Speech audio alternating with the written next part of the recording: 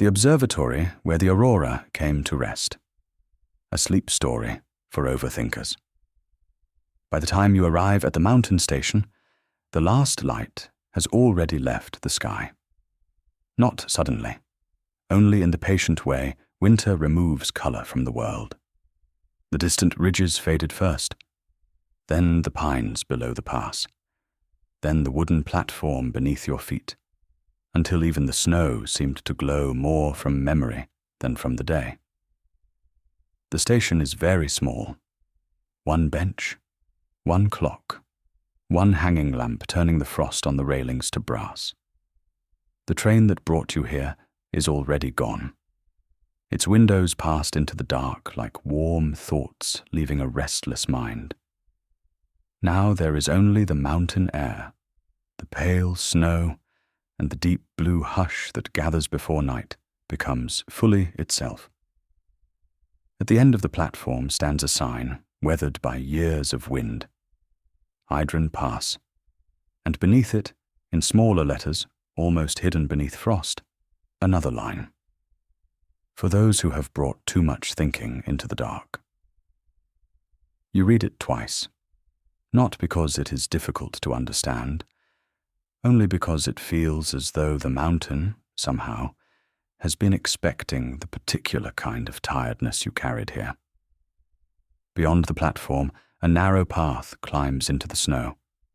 Lanterns hang along it, but far apart.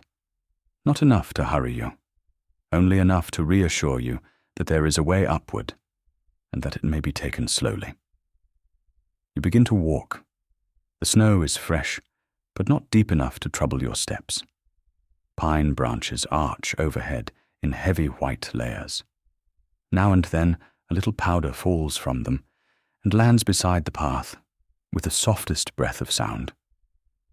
Your bag is not especially heavy. The day behind you is. There are unfinished conversations in your mind, several possible tomorrows, each asking to be solved before sleep. Old embarrassments that returned without invitation, and that familiar modern exhaustion that comes not from motion, but from having spent too many hours carrying thoughts that refuse to sit quietly in their seats. The path curves, the trees thin, and then you see it. High above the pass, standing alone on a ridge of snow and black stone, is an observatory. Its great glass dome glows with warm amber light. A narrow tower beside it holds a lantern at the top. The building is half stone, half dark wood, shaped with the sort of careful elegance that makes even silence feel intentional. But it is not the observatory alone that stops you. Above it, moving across the sky in pale rivers of green and silver, the Aurora is flowing over the mountain. Not violently, not in the theatrical way pictures sometimes show it, only in slow drifting curtains, as if the sky were breathing in color. The lights gather over the dome, pause there, then ripple again. It almost looks as though the Aurora has chosen this observatory as a place to rest. By the time you reach the ridge, the air has grown colder, but the building gives off a warmth that makes the night feel less empty. There is a brass telescope on the porch beneath a canvas cover, a stack of split firewood by the door, and above the entrance, engraved into a narrow metal plate, a name, the Still Sky Observatory. Before you can knock, the door opens. A woman stands there in a dark wool coat with silver frost at the shoulders. Her hair is pinned back loosely. Her expression is calm, as if she has been expecting not you exactly, but someone carrying your exact shape of overthinking. "You made it before the brightest part," she says. Her voice is low and even, the kind that makes the room behind it feel already safer. You glance once more at the lights above the dome. Do they always gather here? You ask. she steps aside and lets the warm gold from inside reach the snow at your feet. Only when the sky is tired enough to be quiet, she says. Inside, the observatory is warmer than you expected. Not bright, not bustling, only deeply held. The air smells of cedar shelves, iron radiators, old paper, and tea with orange peel. A fire burns low in a black stove near the wall. Above it hangs a star map, yellowed softly by years of lamplight. The woman takes your coat and hangs it by the stove. "I'm Mara," she says. "You can leave the day by the door if you like. It doesn't climb the stairs well in this building." You almost smile.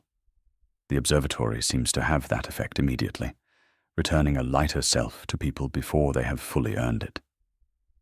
Mara hands you a broad ceramic mug. Steam rises in pale ribbons. The tea is warm, quiet, and faintly sweet, with something like honey and pine. "This helps the mind descend from its daytime altitude," she says. You sit near the window.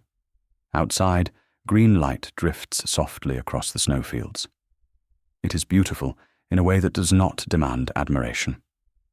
Only presence. On a long table beneath the window lies a row of small brass instruments. A clock with moon phases instead of numbers. A glass sphere turning slowly on a wooden stand. A notebook filled with careful handwriting. And beside them, a tray of narrow cards and dark blue ink. Mara notices you looking. "Later," she says, "you'll write down the thought that has been loudest tonight." Not all of them, just the truest one. "What happens then?" you ask. "Then the observatory keeps it in orbit for a while instead of you," she says. The answer should sound impossible.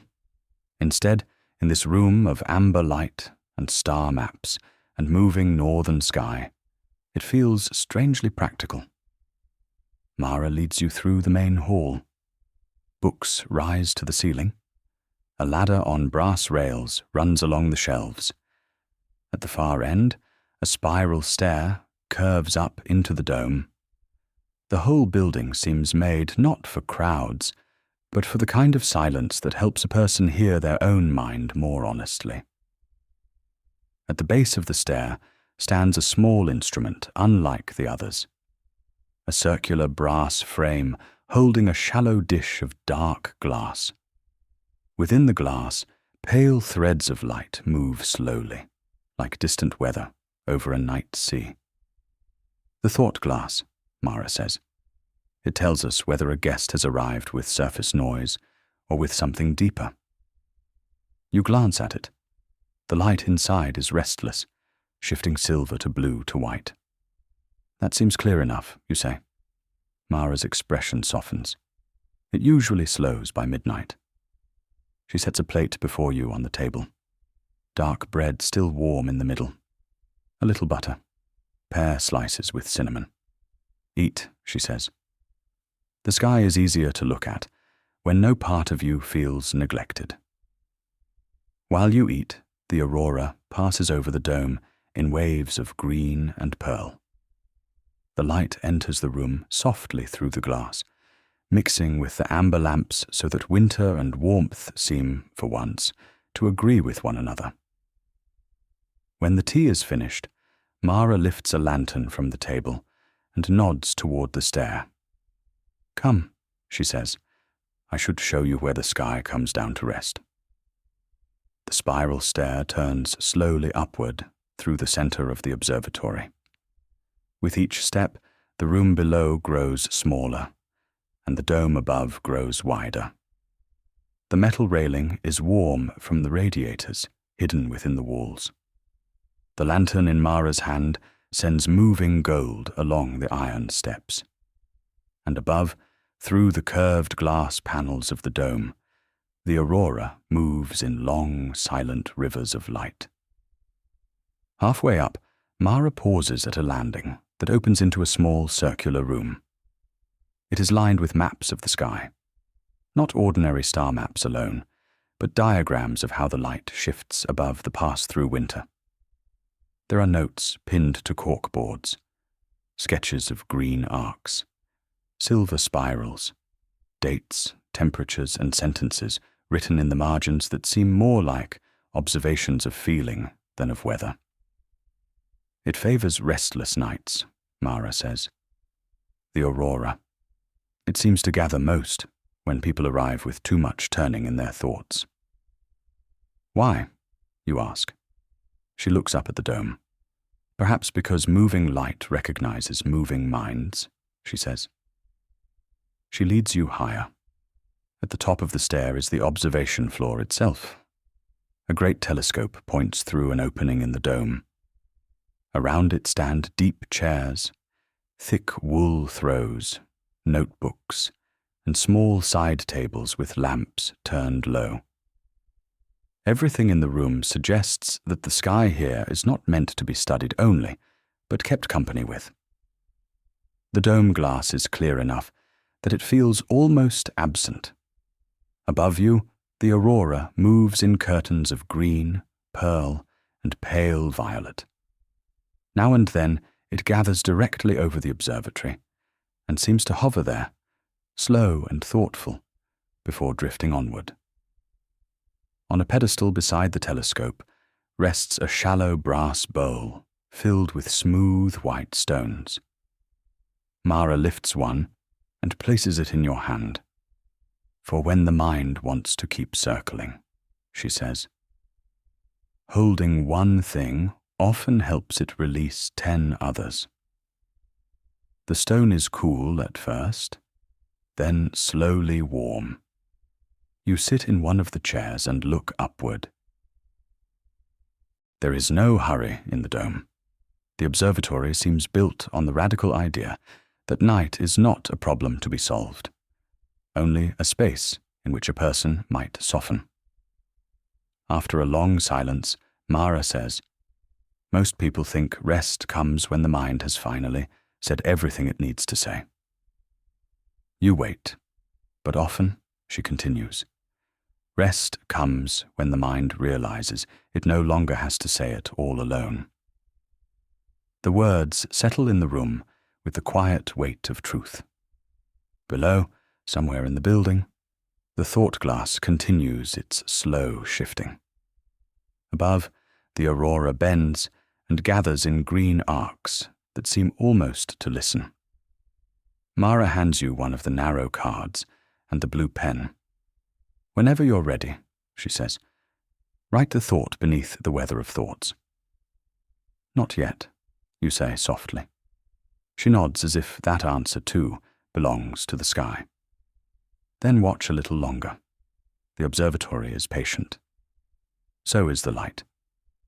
You remain in the chair while Mara moves quietly to the far side of the dome, adjusting a lamp, closing a notebook, tending to the room with movements so small they barely disturb the silence.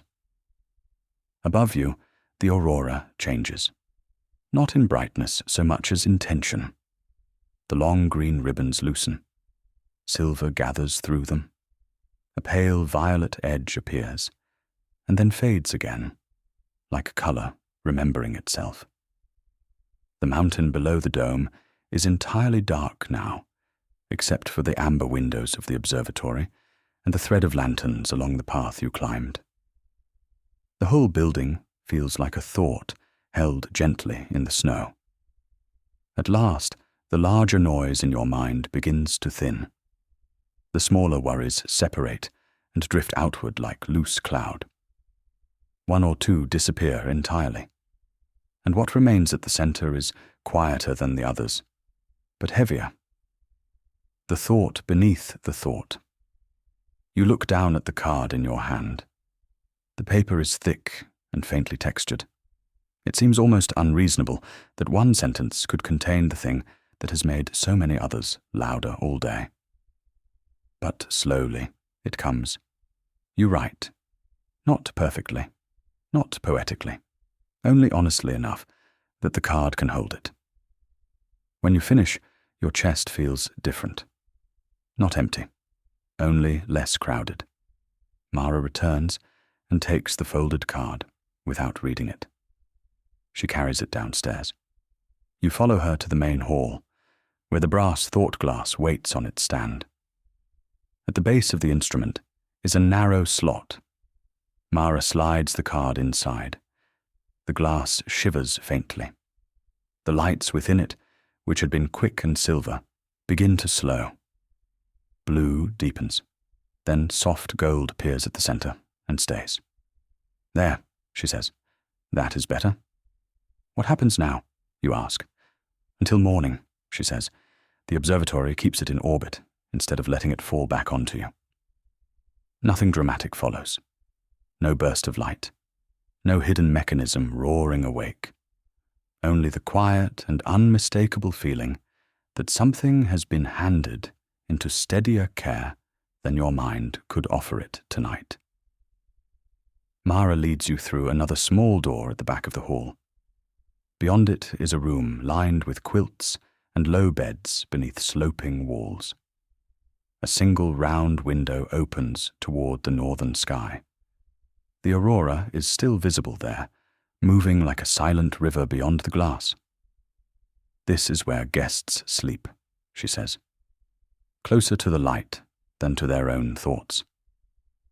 One bed has been prepared. Thick wool blanket, cool linen pillow, a small cup of warm milk tea on the bedside table, and beside it, a moon clock whose hand moves slowly through phases instead of hours. Mara turns the lamp down. If you wake in the night, she says, look at the sky before you look for your thoughts. The Aurora is usually kinder with perspective than the mind is. When she leaves, the room seems to grow softer rather than emptier. You sit on the edge of the bed and drink the warm milk tea. It tastes faintly of vanilla, cedar honey, and something floral you cannot name, but instantly trust. Outside the round window, the Aurora continues its long, unhurried movement across the sky. It does not look restless now. It looks thoughtful, as though it too has somewhere to be quiet for the night. You lie down. The mattress receives you with the immediate ease of something made for weary people rather than display. The blanket settles over you. The pillow cool at the center, warmer at the edges. For a while, thoughts still come. Of course they do, but they arrive differently now. Not in a crowd, not as alarms. One appears and then thins. Another starts a sentence and loses the middle of it. A third reaches for urgency and finds none waiting for it. Somewhere below, the thought glass keeps your folded card. The sentence still exists. Tomorrow still exists. But neither of them needs your constant watch for the next few hours. This understanding reaches the body before it reaches language. Your jaw loosens, then your shoulders, then the small hidden places under the ribs and behind the eyes, where the day usually stores its remainder. The room around you is full of quiet signs that the night is being tended. A radiator ticking once as warmth moves through it. A floorboard settling somewhere in the hall. The moon clock hand gliding from crescent toward half-light. And above all of it, through the round window, the Aurora traveling in soft green currents across the dark. You begin to understand why the observatory was built here. Not only to study the sky, but to give the mind something larger, gentler, and slower than itself to move beside. Perhaps that is what overthinking is on some nights. The mind trying to become its own weather.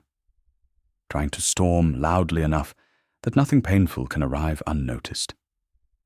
And perhaps rest begins the moment it realizes the sky can hold weather better than it can. The Aurora crosses the window again. Green, silver, a little pale violet at the edge.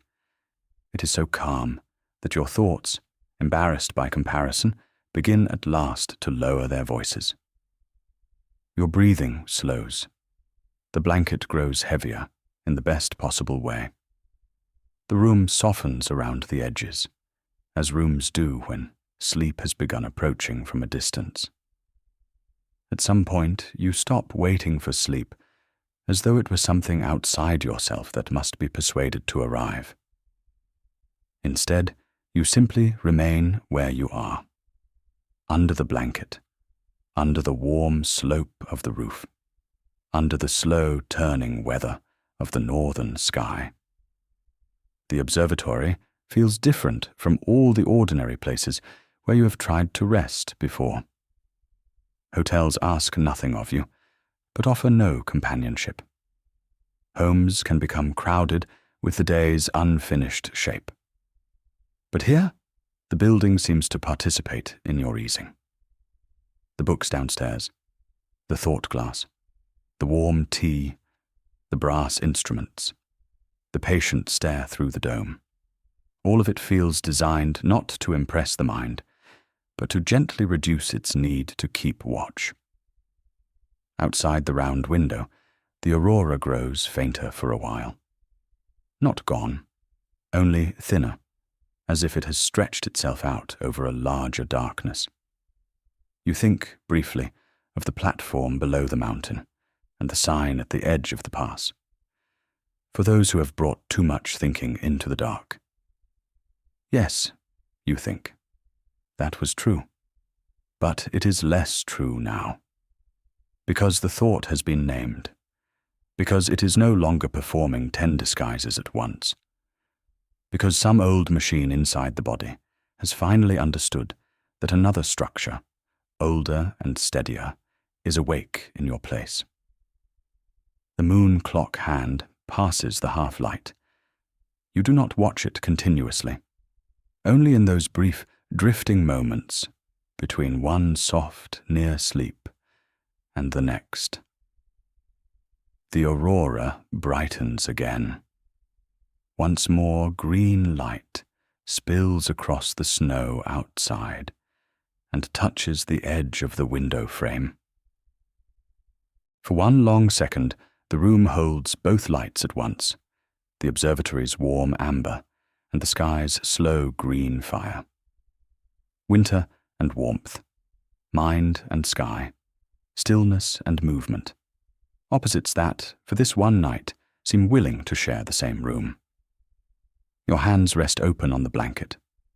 Your breathing is slow enough now that it no longer feels separate from the building. As though the radiators, the dome, the snow outside, and your own ribs have all agreed on one quieter rhythm. Somewhere below, perhaps, Mara closes a book. Perhaps she checks the thought glass and sees that the gold at its center has steadied. Perhaps she looks once through the dome and nods at the sky as if to thank it for arriving when needed. Or perhaps none of this needs to be seen clearly now, because the night has already done what it came to do. It has taken your moving weather and given it horizon.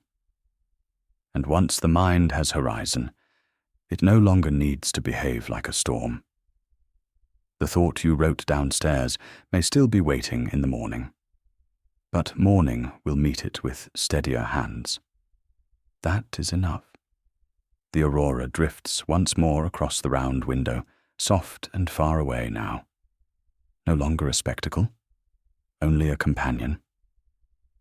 It looks less like something happening in the sky, and more like a breathing the world has decided to do on your behalf. You curl slightly beneath the blanket. The pillow gives coolly beneath your cheek. The room remains warm at the edges. The moon clock hand moves toward full light, though you do not notice exactly when it gets there. Because by then, the observatory has already done what it was built to do. Not to explain the sky, not to solve the night, only to hold a small, warm place beneath moving light until a tired mind understands it can stop circling for a while. There is something profoundly kind in that. A dome on a mountain, amber windows in the snow, a card folded into a brass glass below, a stranger kind enough to keep watch without demanding explanation. And above all of it, the Aurora, arriving not as spectacle, but as permission to be quieter. Your jaw is soft now. Your shoulders no longer remember their earlier tension. Your thoughts, for once, are not waiting by the door in case something future-shaped should try to enter. They have thinned, then spread out, then faded into distances large enough to contain them without alarm. Outside, the sky continues its great silent movement. Inside, the observatory keeps its patient warmth. And there, high above the pass, beneath the place where the Aurora came to rest for the night, you finally do the smallest and kindest thing the evening has been asking of you since you stepped from the train and saw the lanterns leading up into the snow. You stop keeping watch. You let the observatory do it for you. And while green light moves slowly across the winter sky, and the dome holds its quiet amber glow, and the folded thought remains in gentle orbit until morning, you drift at last into the deep calm you were searching for all along. Very softly, very safely, you fall asleep